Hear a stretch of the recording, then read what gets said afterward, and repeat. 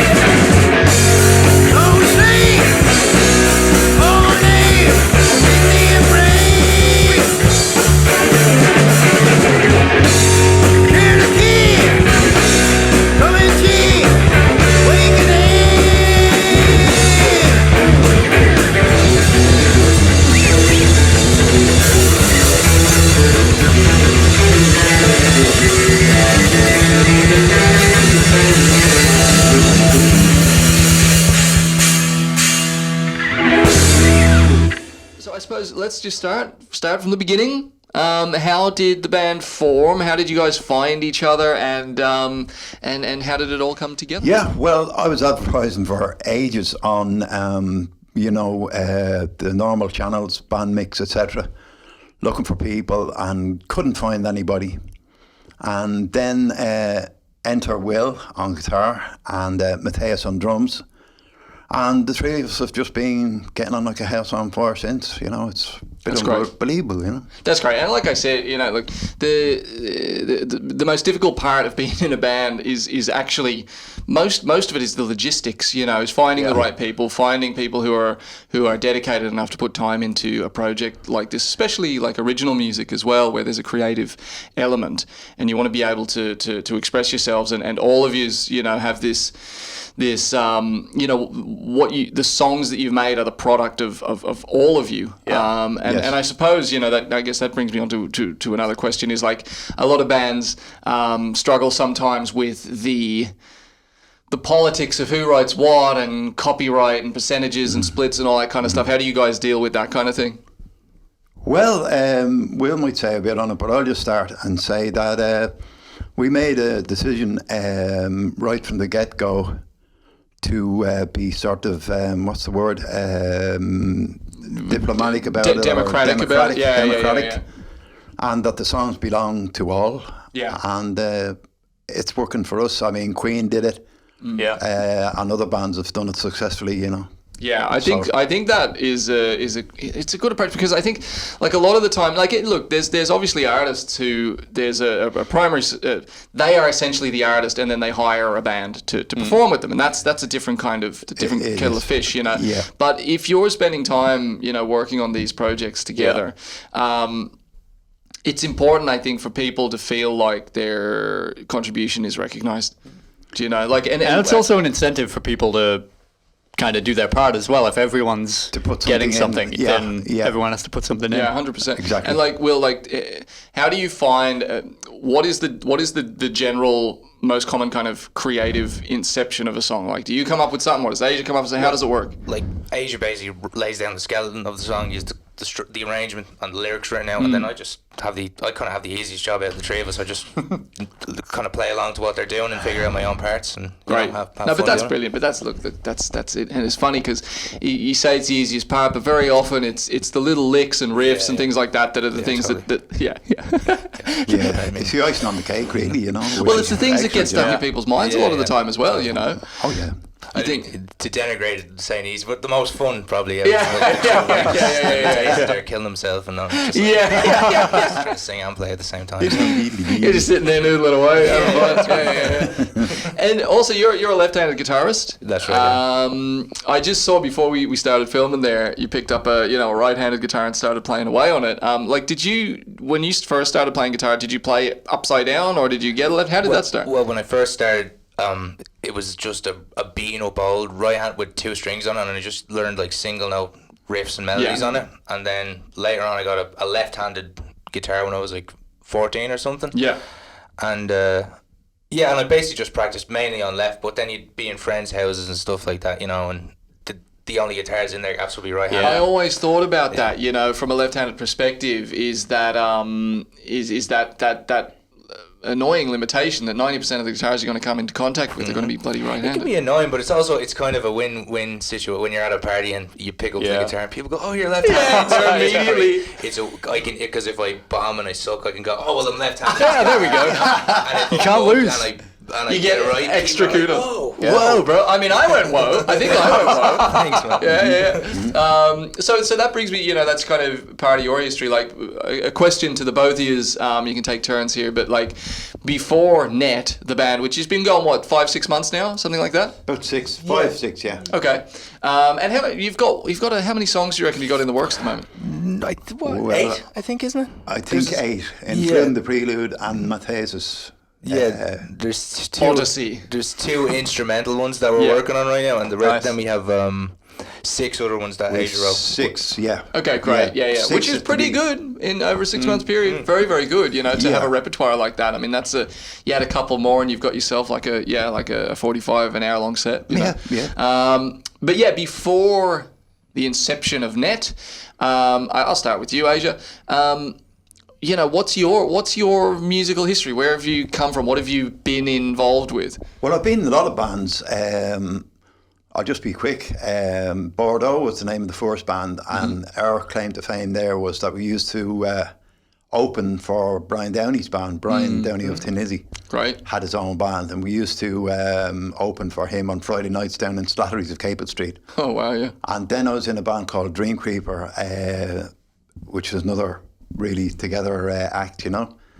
And we actually ended up supporting the Brazilian thrash giants Sepultura. No, what? Really? Wow. Excellent. All right, that's pretty cool. In the top hat in Dundee, 2,000 people. Wow. That's got to be the headline of when we put this on social media, you know, on the YouTube, you know, the guys who support, you know, who opened for Sepultura. We interviewed them. Still got their phone number? Claims to fame, yeah. That's pretty good. Those are not bad claims to fame at all, and you can hear it in the music now that it's got all those elements of, you know, everything from, You've got a bit of Thin Lizzy, you got a bit of Motorhead, you got a bit of the thrash kind of sound as well in there at times. Metallica, Iggy, as your dad said, of Iggy, course, that's brilliant. And then you've got a little bit of that progressive element as well, which I guess Mateus has an influence there in terms of yes, of course, that kind of rock. Absolutely, yeah. And what about yourself, Will? What have you been doing before the net? I was before lockdown. I was going to have a residency in Mother O'Reilly's. Was doing it with a friend of mine. We used to play Mother O'Reilly's all the time. Really Do you know nice. David Owen and or some of the lads down there? But yeah, Mother O'Reilly's great pub in Rathmines. Yeah. I don't know any of the. I know the Major thing. The other guy plays. He plays guitar. He's a good guitar player as well. Yeah. And we were set to do that for a while, and then lockdown just kind of happened. Yeah.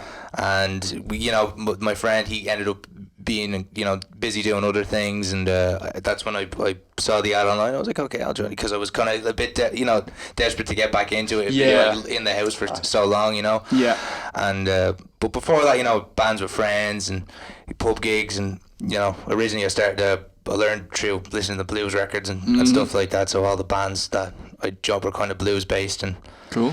So yeah, well, and it comes through as well, because having jammed with you guys a few times, the lead is really good. I'm there, playing the bass a little bit, and it does. You can tell, you've got all that kind of that blues reference there as well to draw from, which is that's what a lot of the the hard rock. It's just harder blues, nearly in a lot of ways. Yeah.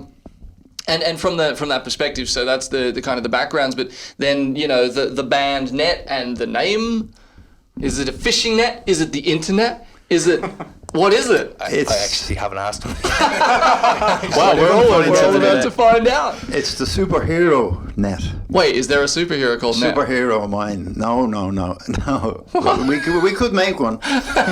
But no, what happened was way back, I was in my local club with my brothers, and we were looking at a guy called Matt. I think he played bass at the time, and he was with his band. And so the boys finished their set, Matt and the guys, and they came down and were trying to have a peaceful pint.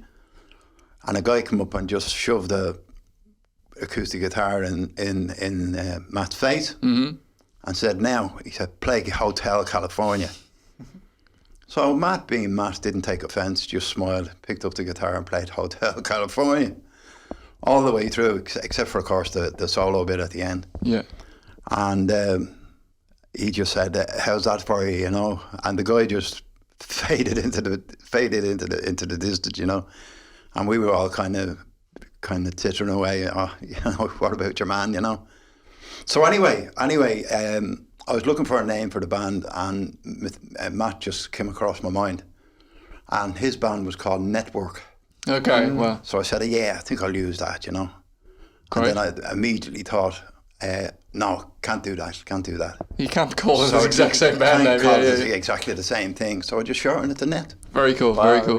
Which I thought was kind of short and sharp. Well, it's an ode to him, and it is. It's very good, and obviously, it does. It has so many connotations as well, like especially in the in the modern age of like social media and the internet and all that kind of stuff, and that trapped kind of that network, and there's a lot of positive connotations, and then there's a lot of dark connotations. But I think either way, it's thought provoking.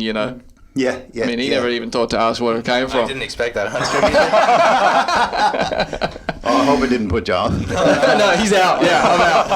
Quit the band live on the podcast. The same assumptions as you. That was like to be trapped in a net, or like the modern living in the modern age of the net. I don't know. Quite sad, but that's good. There you go. And that's I think a good band name does leave room for interpretation with that. Like the Beatles. Like the Beatles. Are they Beatles who play drums?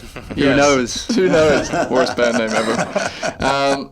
So with with where we are right now, we're in Beardfire Studios, as it's now known. Of course, when you started rehearsing here, it was Badlands under Pat Murphy, who ran the place for 14 years or so, and created a great space for people to play music and develop, and practice and all that kind of stuff. We're now, running the place and doing our recordings and things like that. And so what's your, what was your kind of experience of how it was, when you first discovered this place and then, and how it's become over the last, I guess, 8 weeks or so, 6-8 weeks? Well, I think Pat, he was a lovely man, and he did a great job, at least for me when I was here. And he was just a charming man. Yeah. With a great sense of humour and a sharp version of sort of dry humour, you know. Yep. And you'd say like, "How's it going?" and said, you'd say, "I don't know," kind of thing. Yeah. And he'd have an answer for everything, and he'd just have your mic up to your mouth a little more. Sorry. No, yeah, you're right. We want the people to hear what you're talking about. Yeah, Pat was great with a, dry sense of humour, and he would he'd have us in stitches, and we were sorry to see him go. Yeah, and we hope to meet him again. Look, he's around and he's popping in here every now and then. Hopefully you'll catch him on one of the Saturday mornings, But he's not gone. He's doing well. He's doing okay. And I think it's we're just happy that we were able to keep the place going as a place of music.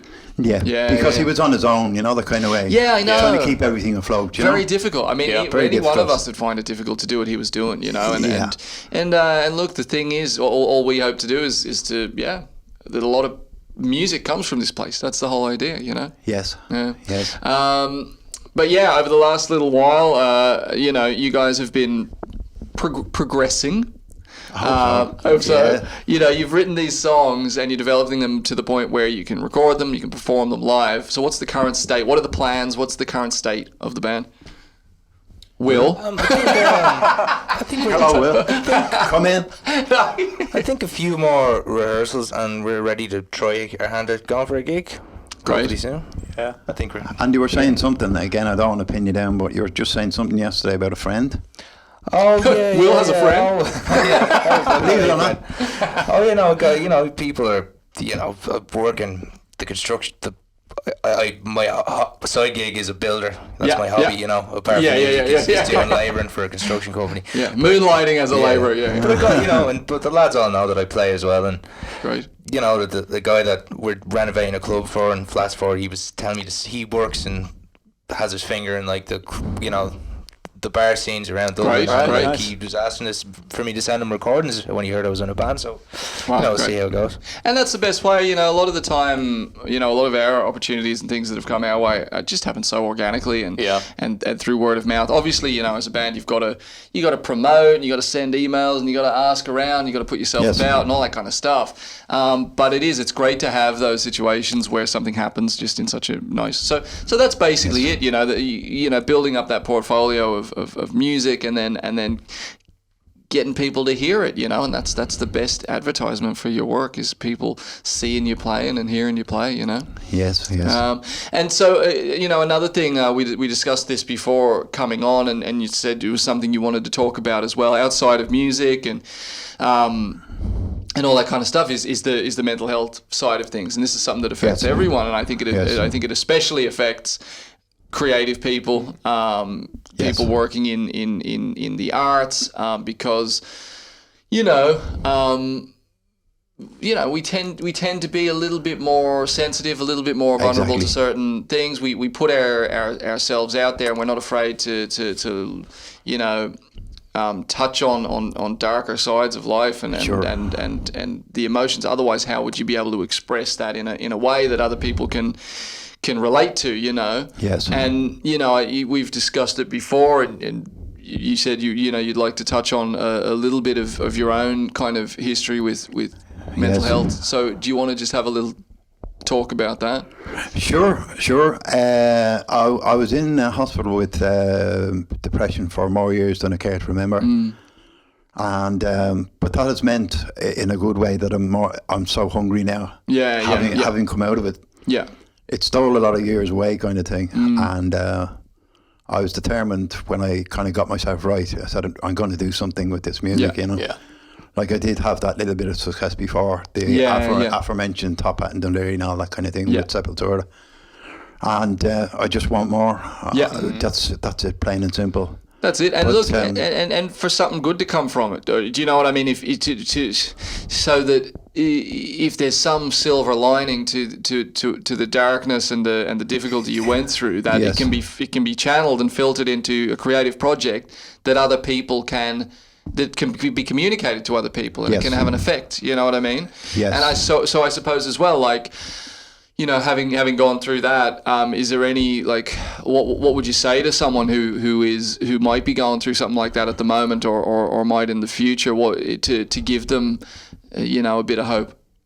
Well, what I do is I'm actually a kind of an advocate for it, and I write.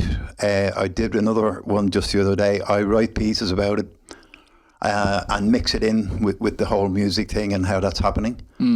And you post these online, do you? I post these online. And yeah, where are they? LinkedIn. LinkedIn. Okay, LinkedIn, articles on yeah. LinkedIn. LinkedIn. And yeah. how would people find those? Well, all I have is www.asiaslade. Asia Slade. Yeah, 76 at gmail.com. Okay, yeah. So that's the email. If Yeah, people want to get through to me, they can, of course, do that. Of course, I meant to do brilliant. that, actually, and I didn't. Yeah. But if people want, yeah. And also, in terms of the band as well, is there, we will come back to this in a minute, but just while we're on the whole kind of finding you guys, is there a social media presence yet, or will that all come out? No, not yet. But we're gonna. I have a camera. We'll make some videos soon. Yeah. Yeah. I think that's the idea. Look, the yeah. thing is that where you're at, there's no real need up until this point. But now, you got to get your Instagram, got to get a Facebook, all that stuff. It's a bit of a necessary evil, but so that people can find your music and listen to it. Come to your gigs, you know, once they're up and going. Exactly. But just to come back to that question, you know, you were saying you were writing. So do you find that the writing process itself is very therapeutic? Is that what you're kind of getting across? Yeah. Yes, absolutely. I write most days, you know. Yeah. About 6 hours, 7 days a week. Yeah. And a lot of it is sort of SH1T, you know. But some of it comes good, and I get a reasonable turnover from it. Yeah. And the boys seem to like some of the stuff, so I'm very grateful for that, you know. Yeah. No, well, in terms of what I've heard of the actual, like, the songwriting side of it is very good. You know, there's a lot of good lines, a lot of insightful things that, you know, that I think, like I said, would be helpful to people who have struggled with that kind of thing, you know. Yeah, well, what I do is in my little emails is I just say to people, look, if you or anybody you know is in this position, you know, take heart, because I've been all the way there, not wanting to go on at some points, but I said I managed to get through it, and you will too. Yeah, you will too, and you'll be thriving. Yeah, the way I am. And then look, the thing is, that's it. I mean, you just have to look at, you know, what you're creating now as well. All these elements, these people that you've brought together, this is what we're doing right here. Yeah. You seeing it through sheer determination means we're here. Do you know what I mean? And it's the same with anyone else going through something like that. Just see. You don't know. You just don't know what the future will bring. But be there to see what it is. Do you know what I mean? Yes. And as well, just a few more things as well on that. You know, we were talking about Peter. You did some fundraising. Pat Egan as well. Do you want to just talk a little bit about that? Yeah, Pat, to cut a long story short, I asked Pat, even before I met Will and Matthias, I was looking for a manager. Because I figured I'll do it now, because it'll probably take a while for someone to come along anyway. Yeah. And I'll probably have a band by then anyhow, but it didn't work out that way. I didn't have anybody when Pat replied, and he politely declined. Yeah. As you can imagine, this guy, who does he think he is? Yeah. Manage my band that doesn't exist yet. Yeah. I love the attitude though. That's confidence. Yeah. No worries. But as it turned out, we stayed in touch, and it was only wishing each other a happy birthday kind of thing over the last few years. Then the Pieta thing came up. I was looking for donors, obviously, and Pat came in and said, I'll send you such and such euros when I get back from my holiday in Malta. So I said, gee, you know, and I didn't believe. I said, this can't be happening, you know. But sure enough, he sent me an envelope with the bank statement in it for the amount and all that kind of thing, and I was amazed. Thanked him profusely. Mm-hmm. And now he's your manager. No. Well, not yet. Not yet. But what he Not keeps, yet. what, One step closer. What he keeps doing, what he keeps doing is I'll send him something, just telling him any little bit of information. I'm trying to give him space as you advised. Yeah. And he comes back and he said, well, the last one he said, well, I don't know how to help you any further, Brennan, And he just said at the end of the thing, keep me posted. Yeah. That's it. So he's still there. But that's the thing. Gone, Look, the thing is, people people come into your life at different times, and especially when it's in a musical sense, when there's it's such a crazy industry, and every little person, interaction, conversation, it all guides your journey, as a person and as an artist, and these things are important, and it's important as well to always just widen your net, and just incorporate as many people as you can into your world and get your music out there and just see where it takes you. Now the thing is, we're gonna wrap up fairly soon, but I do want to talk just a little bit about, and I might shoot this one to Will. Sure.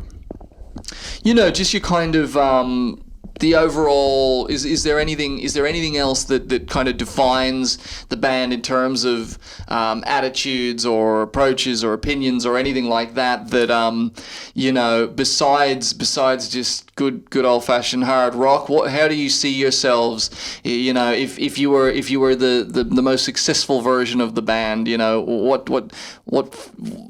what platform would you see yourselves kind of championing or anything like that, I suppose? That's maybe a tough question. Leave me with all the good stuff. Yeah. We can go back to left-handed guitars if you want. That's cool. Left-handed guitars for everyone. Everyone has to learn left-handed guitar. Make right-handed guitars illegal. See how they like it. Yeah. Fucking. No, you're good. Hey, there we go. We got one out of it. Well, that's the first one. I suppose I wouldn't be a big fan of championing any particular political ideal but I guess just if we would like to be seen as just sincere about what we're doing, and loving what we're doing, and just play gigs and be about that, and not really I think you're right. I think you're right, because I think look, music has a great unifying appeal, right? It's a language that anyone can understand. Because it's pure sound, and we always kind of take the approach as well that no matter who you are, where you're from, we've all got more in common than we have not in common. Yes. No matter who you are, where you're from, everyone's got to eat, everyone's got to live, everyone's got to get through life, everyone's got to get up every morning, and those are the kind of things. Everyone has these universal experiences of loss and love and life and all this kind of stuff. Yeah. And I think sometimes the politics and all that, it can be very divisive, and people who would otherwise love your music, might go, not them, they're smelly, they think blah blah blah, whatever, And so I think that's a great approach, and I think having that, a positive and genuine, love for the music, being at the forefront of what you're doing, is a recipe for success, and we can't wait to hear it develop and continue. Yeah, well, thank you. I agree with Will, but the thing is, I hope that I don't sort of write too many songs with a political kind of emphasis. There are different ones, like Awakening about the North American Indian, and Dogs of War about the Ukraine, which we like to perform. But mostly, I suppose I'm just left of field, and to finish up, just to say that I don't go for sort of lovey-dovey kind of lyrics, that's not me, So that's all I wanted to say. Yeah, no, but 100%. And look, the thing is, anti-war songs are, I don't think anyone would disagree with war is a bloody horrible thing, or pain and suffering. My God. So, I think that's a subject of song and art as old as time, and it's very important that continues to be sang about. Yeah. But listen, I just want to thank you guys very, very much for being on the show today. Thanks, Ron. No worries at all. Yeah. We're only getting started with the Beardfire podcast, but so far so good, and we can't wait to see where things go from there. So everybody watching at home, hopefully by the time this comes out, they'll have an Instagram and a Facebook page. We'll give it a couple of weeks, and lots of music coming up from Net. So keep an eye out for the lads and get down to a show over the next year.